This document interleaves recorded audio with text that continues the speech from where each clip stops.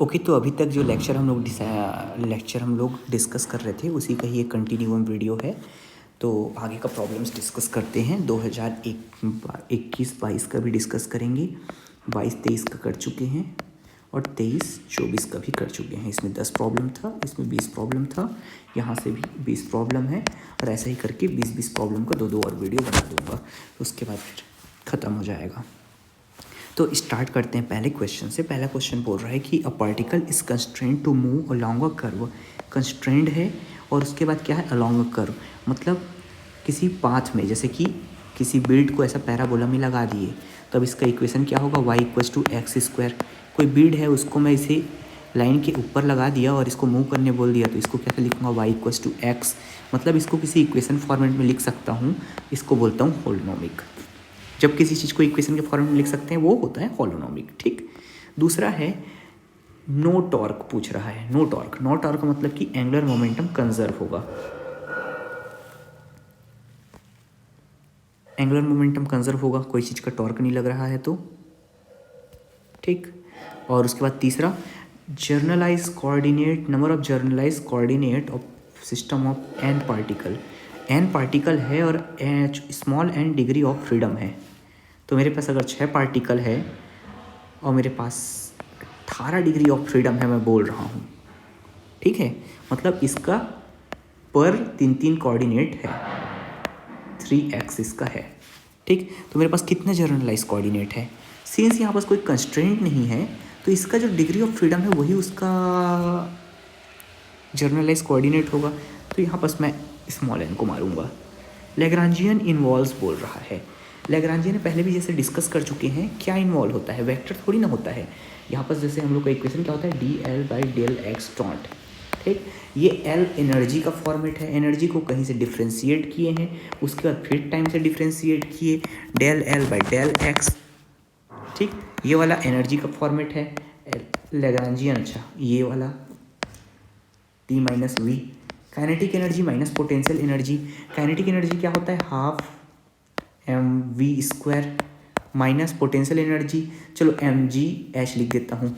mg का अगर कोई डायरेक्शन है, डॉट h का डायरेक्शन, मतलब वेक्टर इंटू वेक्टर स्केलर। और यहाँ पास mv², मतलब v डॉट v, इसको v² बोलूँगा। तो अगर ये वेक्टर है तो इसका प्रोडक्ट भी स्केलर, मतलब क्या हो रहा है, लैग्रांजियन ऑल टुगेदर स्केलर हो रहा है। For a system with 1 degree of freedom, ये आर्या का डाउट था और इसको शायद पिछले लेक्चर में भी मैं किया हूँ discuss. Poisson bracket does not obey commutative law. बिल्कुल, ये अगर यू वी है, इसको मैं नहीं लिख सकता वी और यू के फॉर्मेट में, इसके आगे माइनस लगेगा। तो ये बिल्कुल सही बात है, नहीं ओबे कर रहा है ये, जबकि ये इन्वर्स हो रहा है एग्जैक्टली। यहाँ पर भी पिछले लेक्चर में डिस्कस किया था, ये वाला फॉर्मेट एकदम सही है, बस यहाँ पास इंटीग्रेशन में T1 से T2 के बीच में होना चाहिए। और सिंस ये हटेगा जब इंटीग्रेशन, तो यहाँ पर से कुछ कांस्टेंट मैं ले लूँगा, अगर यहाँ पास इसमें लिमिट नहीं है तो करके मैं इसको मान रहा हूँ। ठीक। उसके आगे orbital, the central force field should be for the orbital. किसी भी ऑर्बिटल के लिए सेंट्रल फोर्स फील्ड कैसे होता है, ग्रेविटी के एग्जांपल लो ना, ग्रेविटेशनल फील्ड कैसे होता है, अट्रैक्टिव।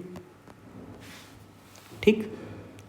फॉर ऑर्बिटल बोल रहा है ना, ऑर्बिटल के लिए सेंट्रल फोर्स फील्ड।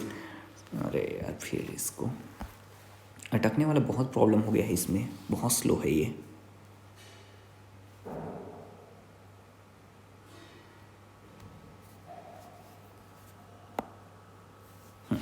ठीक। ये बोल रहा था ऑर्बिटल के लिए। ऑर्बिटल मतलब कि ये रिवॉल्व करना चाहिए। अगर ये पॉजिटिव चार्ज है, ये पॉजिटिव न्यूक्लियस है, तो इसके लिए इलेक्ट्रॉन चाहिए मेरे को रिवॉल्व करने के लिए।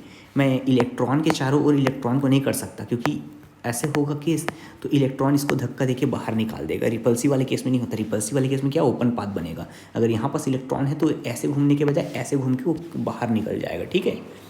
और ये अलग नेक्स्ट क्वेश्चन वही बोल रहा है, रिपल्सिव सेंट्रल फोर्स के केस में क्या हो रहा है, अगर यहाँ पास पॉजिटिव न्यूक्लियस है और यहाँ पास इलेक्ट्रॉन है तो ये घूम जाएगा। ठीक। पर यहाँ पास उसकी जगह में नेगेटिव ही न्यूक्लियस है तो क्या हो जाएगा कि इसको रिपेल करेगा और ये है, ये ऐसे बाहर निकल जाएगा। यही वाला चीज़ के बारे में बात हो रही है। तो कैसा पाथ बन रहा है यहाँ पास हाइपरबोलिक पाथ बनेगा, यहाँ पास कैसे पाथ बनेगा, इलिप्टिकल पाथ बनेगा, और एक्सट्रीम केसेस में सर्कुलर बन सकता है। सर्कुलर के लिए केस क्या होता है, energy equal to zero, energy equal to zero. Parabolic के लिए एनर्जी इक्वल टू 1, और इलिप्टिकल के लिए energy is less than zero, और हाइपरबोलिक की energy is greater than zero. अच्छा, ये भी इसी के अंदर है यार, energy is less than zero वाले में आएगा, इलिप्टिकल के लिए भी, और पैराबोलिक के लिए energy is equal to zero. हाँ, energy is equal to zero, energy is less than zero, और सर्कुलर और इलिप्टिक का सेम होता है। फ़र्क ये होता है इसेंट्रिसिटी का, सर्कल का इसेंट्रिसिटी 1 होगा, सर्कल का इसेंट्रिसिटी, पैराबोला का इसेंट्रिसिटी 1 होगा, सर्कल का इसेंट्रिसिटी 0 होगा, इलिप्स का इसेंट्रिसिटी लेस देन 1 होगा, और हाइपरबोला का इसेंट्रिसिटी ग्रेटर देन 1 होगा। क्वेश्चन में रिक्वायरमेंट नहीं है ये सब, मैं बस एडिशनली बोल रहा हूँ ये सब चीज़। इसेंट्रिसिटी अलग अलग होता है, और इसेंट्रिसिटी जैसे होता है, फॉर्मूला क्या होता है, 1 + 2e J square divide by M के स्क्वायर रूट ओवर, ये हो गया ई का। तो ई का ही अलग अलग वैल्यू रखोगे, तो जैसे कि यहाँ पास ई इज़ ग्रेटर देन 1 आ गया है, तो 1 इसके बराबर रख दोगे तो एनर्जी का वैल्यू यहाँ पास 0 हो जाएगा। और इसेंट्रिसिटी 1 किसके लिए होता है, तो वहाँ पास होता है वो पैराबोला के लिए। तो ऐसे ही यहाँ से निकाल सकते हैं। ठीक, फार्मूला याद रखना, ये वाला फार्मूला याद रखोगे तो डायरेक्ट निकाल सकते हो, या फिर डायरेक्ट याद रख लेना कि एनर्जी लेस देन 0 होगा, तो यहाँ पास एनर्जी लेस देन 0 मतलब कि क्लोज्ड ऑर्बिट होगा, क्लोज्ड ऑर्बिट मतलब ऑर्बिटल मोशन के लिए होगा, और एनर्जी ग्रेटर देन 0 ये किसके लिए होगा, ये ओपन ऑर्बिट के लिए होगा। ओपन ऑर्बिट मतलब कि यहाँ पास कोई पार्टिकल है, पॉजिटिव चार्ज है, तो यहाँ पर से अगर कोई दूसरा चार्ज आ रहा है तो ये निकल जाएगा यहाँ से, बस ये वाले फील्ड से पोटेंशियल एक्सपीरियंस करके। 10वां question, Poisson bracket are the classical analogous, किसके है, क्वांटम मैकेनिक्स का है एनालॉगस। ठीक है, by definition Jacobi integral of motion, Jacobi की इंटीग्रल्स क्या होते हैं, कांस्टेंट ऑफ मोशंस होते हैं, वही तो उसका डेफिनेशन ही है, बाय डेफिनेशन ही। कोरियोलिस फोर्स बार बार बता चुका हूँ, 2m omega cross v, omega जो है वो किसका, ये क्या होता है, RPM रोटेशन होता है। रोटेशन किसका होता है, ये सिस्टम का होता है, जिस सिस्टम का हम लोग बात कर रहे हैं, जैसे अर्थ के ऊपर हैं तो हम लोग अर्थ, और ये v क्या होता है, वेलोसिटी होता है। वेलोसिटी किसके रेस्पेक्ट में होता है, विद रेस्पेक्ट टू, किसके रेस्पेक्ट में, फ्रेम के रेस्पेक्ट में। फ्रेम क्या है, जो ये सिस्टम जो मूव कर रहा है, जैसे हमारा अर्थ है, और अर्थ में अगर हम लोग किसको मूव कर रहे हैं, वेलोसिटी को, अगर मैं रॉकेट फायर कर रहा हूँ तो ये रॉकेट है अपने पाथ से थोड़ा डेविएट होगा, या फिर नदी नाला, बड़ा नदी बह रहा है तो नदी अपने पाथ को काटते हुए चलेगा। तो ऐसा है बात थी इसमें।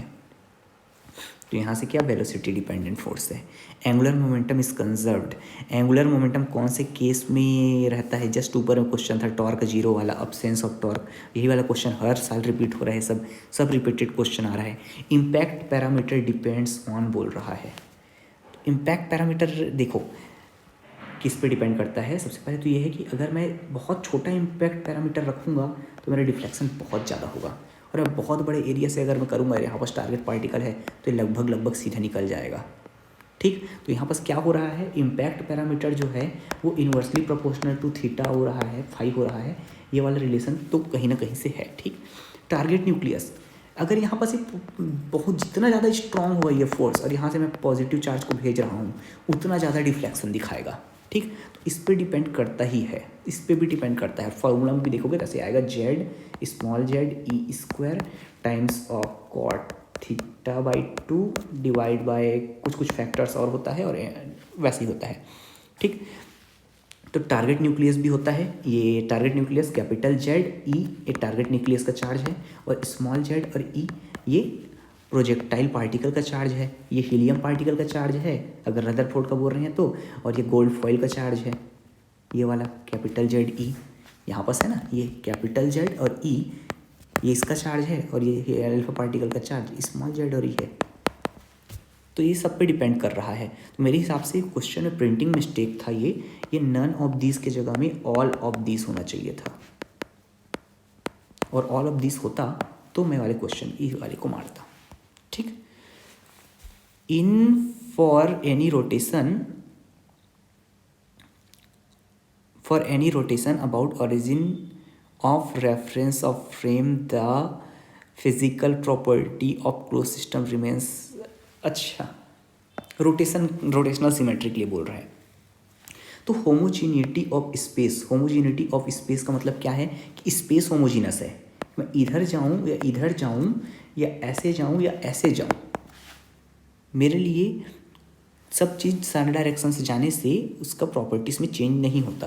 तो यही कॉन्सेप्ट ही है conservation of momentum, P conserve होता है, ठीक।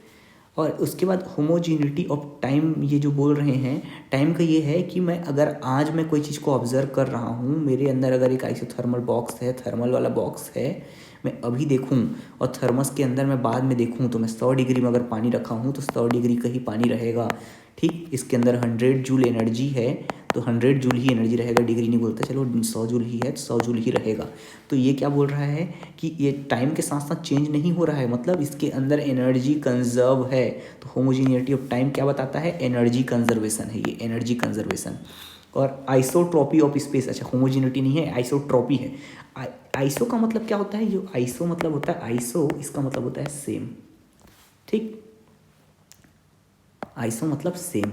और ये ट्रॉपी जो लिखा है, ट्रॉपी, ये ग्रीक वर्ड से आया है टोपोस, और टोपोस का मतलब होता है वे या पाथ, ये डायरेक्शन, ठीक। मतलब जो सारे तरफ से सेम हो। तो मैं बोल रहा हूँ कि मैं यहाँ पास से ऐसे जाऊँ या ऐसे जाऊँ,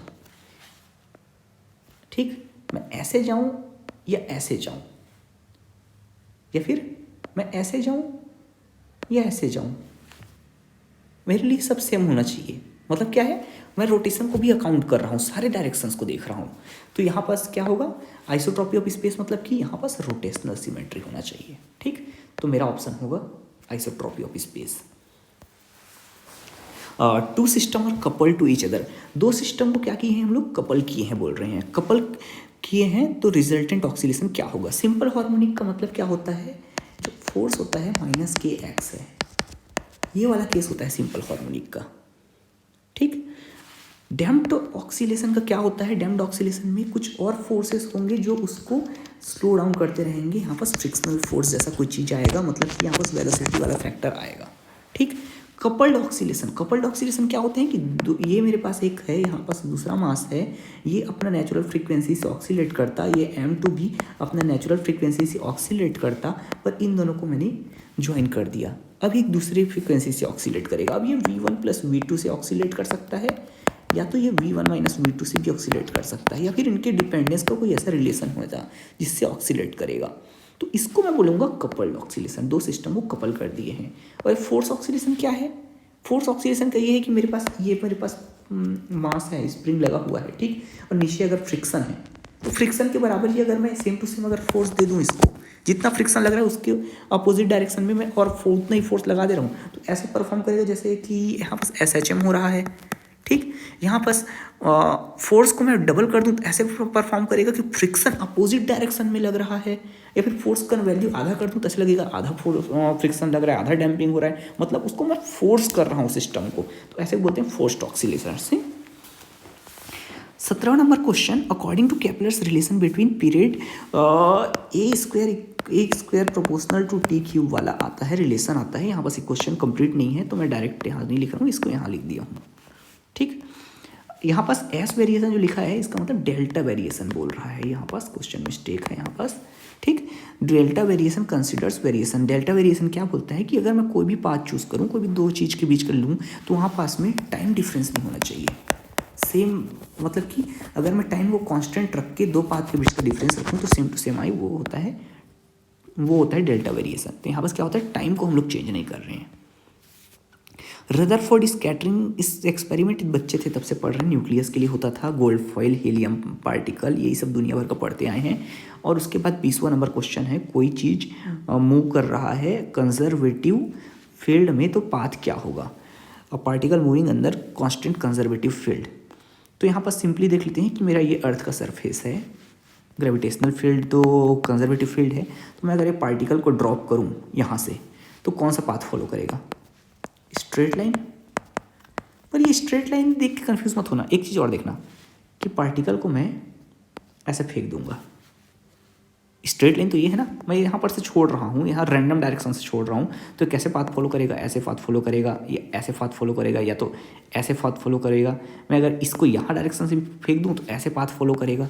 ठीक, तो ये सारा चीज़ ना इन जनरल क्या हो रहा है? पैराबोलिक पाथ हो रहा है। ये पैराबोलिक जो हम लोग 11th-12th में पढ़ते थे, 11th-12th में। ठीक, स्ट्रेट लाइन तो तभी हो रहा है बस जब ये पैराबोला को हम लोग एकदम मतलब कि ये जो फोर्स का डायरेक्शन है उसी डायरेक्शन में बस छोड़ रहे हैं, इधर वर्टिकल कोई वेलोसिटी नहीं आ रहा है तब। तो अ particle is moving under constant conservative field the path, तो मैं इसमें चूज़ करूँगा मेरे लॉजिक के अकॉर्डिंग पैराबोलिक पाथ। पर अगर मानने वाला ये बोल दिया कि मैं यहाँ से वर्टिकल वेलोसिटी ही कंसीडर नहीं कर रहा हूँ, इसका हॉरिजॉन्टल वेलोसिटी कंसीडर नहीं कर रहा हूँ, तो वो स्ट्रेट लाइन भी मान सकता है। मैं पैराबोलिक मारूंगा, पर चेक करने वाले के ऊपर है, फिर वो मैं एग्जैक्टली नहीं बोल सकता इसमें। ठीक है, अब अगला चीज़ नेक्स्ट लेक्चर में करते हैं।